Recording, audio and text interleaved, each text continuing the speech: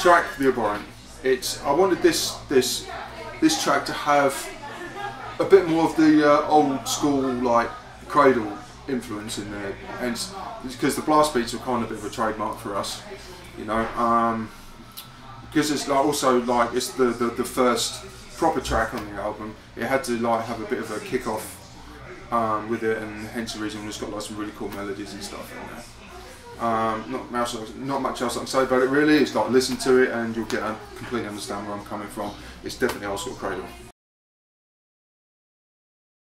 This is my favourite track. This is the direction that we wanted the band to go in for this album. You know, we always wanted to have, it had to have like the influences which kind of like felt the band had lost over the last few albums. It took the influence, the punk vibe, the hardcore vibe about it, like right from what we used to be like back on like the very first album, The Principle of Evil Made Flesh. After spending like a year's break, or roughly a year's break, before writing this album, I kind of got a bit of a light bulb and thought I knew exactly what was missing.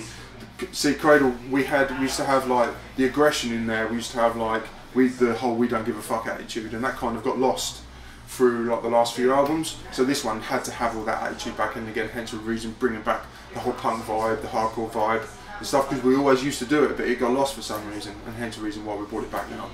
This is my favourite track. I wanted to try and incorporate a lot of faster sections in there, as well as the punk influence, as well as some like almost virginal like doom influence.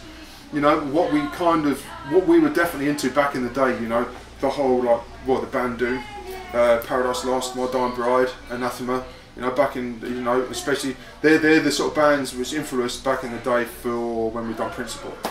And I wanted to try and bring a lot more of that back into this album, especially on this track, but have like a kind of a modern tinge to it, a modern twist to it, you know, especially on production and like and playability. There's some really cool passages in this where it's go really slow and it's really fucking dark, and I think personally it's worked well, and a lot of people have said it's their favourite track on the album. Cradle's always had like the typical, like, I don't know, commercial-ish track, you know. I remember when I first wrote it, a lot of my friends regarded it as the Judas Priest song, but I don't know why, but they did. But this track, I wanted to come up with something which had really catchy chorus, like melody lines, guitar melody lines, you know, to kind of push it out a bit more of a limb for the band. And hence, like, I get asked a lot of questions about the solo and like why it's so simple. The reason why it's so simple is because I didn't want to do stuff which was filled with loads and loads of notes, you know, because when it first comes in, there's no backing at all, and it's completely solitude on its own.